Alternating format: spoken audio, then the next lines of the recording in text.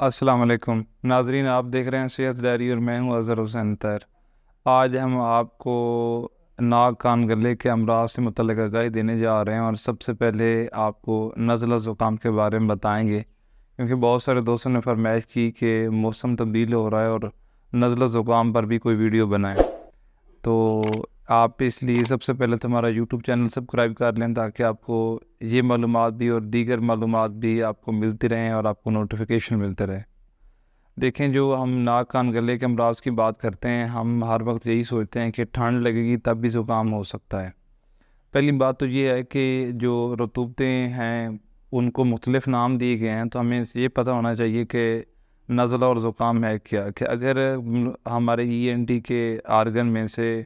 ہمارا رطوبت بنے اور وہ ناک سے بہے تو اس کو زکام کہتے ہیں، اور اگر وہ گلے پہ گر جائے تو اس کو نزلہ کہتے ہیں۔ جلد سے کوئی رطوبت نکلے تو آپ کو پتہ ہے پسینہ کہتے ہیں۔ تو جو ہمارا ENT کا اور نزلہ و زکام کا مسئلہ ہے، اس کی اقسام پہ جانے سے پہلے ایک اصول یہ بتاؤں کہ ہماری ناک کی اندر کی جھلیوں میں کسی بھی وجہ، اندرونی یا بیرونی کسی بھی وجہ سے اس میں ایریٹیشن ہو جائے، اس میں سوزش ہو جائے، کوئی چیز اس طرح سے تانگ کرے، تو اس میں رطوبت بننا، ناک بہنا، چھینکیں آنا، یہ معمول کی بات ہے۔ اب ہم سمجھنا یہ ہوتا ہے کہ جو ناک کے مسائل ہیں وہ کون کون سے ہیں اور کیوں خراب ہوتے ہیں۔ اکثر جو لوگ ناک کان گلے اور نزلہ زکام سے پریشان ہوتے ہیں، وہ اس لیے پریشان ہوتے ہیں کہ ان کو پتہ ہوتا ہے کہ عرصہ دراز سے ہمارے ساتھ یہ مسئلہ چلا آ رہا ہو، یہ ٹھیک نہیں ہو رہا۔ اس کی ٹھیک نہ ہونے کی وجہ یہ ہے کہ ہم اس کا علاج ہی غلط کرتے ہیں، سنے سنائے غذائیں لے لیتے ہیں، اور اگر ہم اینٹی بائیوٹک اور ایلوپیتھک ادویات کی بات کریں تو اس میں ہم اینٹی الرجک، اسٹیرائڈل میڈیسن اور اینٹی بائیوٹک سے گرم خشک کر دیتے ہیں کہ رطوبتیں خشک ہو جائیں، جبکہ یہ طب کے کنسپٹ کے مطابق ایسا نہیں کرنا چاہیے۔ تو یہ دیکھنا چاہیے کہ یہ جو پانی بہہ رہا ہے یہ بلغمی ہے، سردی کا ہے، یا یہ گرمی کی وجہ سے ہے۔ جب بھی ہماری رطوبتیں بہتے ہیں، دیکھنے والا یہ سمجھتے ہیں کہ انفیکشن ہو گیا اور جلدی سے اینٹی بائیوٹکس دی، جلدی سے خشک چیزیں دینا شروع کر دی۔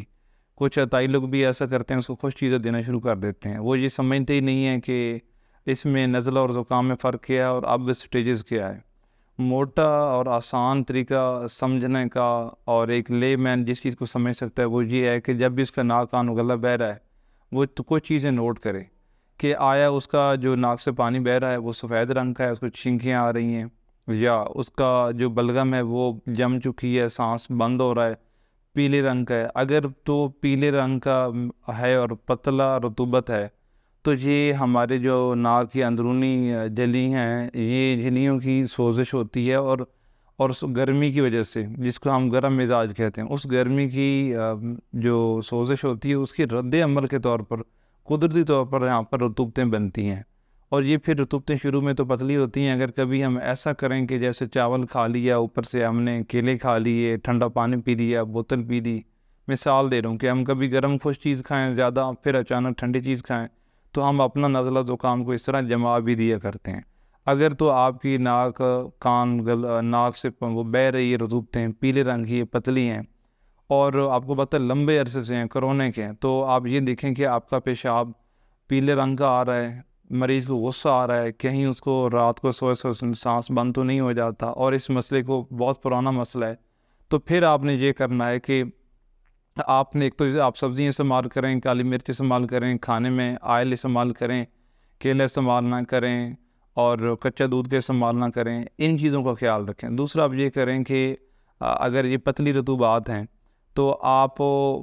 یہ ساتھ یہ دیکھیں کہ آپ کو بخار ہے، اگر بخار ہے تو آپ نے ہلدی، ملٹھی اور سونف، اس کو ہم وزن لینا ہے، اور ہر 6 گھنٹے بعد چائے والا چمچ آپ نے استعمال کرنا ہے۔ جب بخار اتر جائے تو پھر اس کے بعد، اور آپ کو لگے کہ یہ زکام کافی حد تک بہتر ہو گیا، تو پھر آپ تخم کاسنی اور زیرہ سفید ہم وزن لے لیں، اس کو پیس لیں، یہ آپ آدھا چائے والا چمچ صبح دوپہر شام استعمال کریں تو انشاءاللہ بہتر ہو جائے گا۔ اور اگر آپ کو غصہ آتا تھا اور یہ چیزیں بہتر ہو جائیں، اور آپ اس کے بعد جو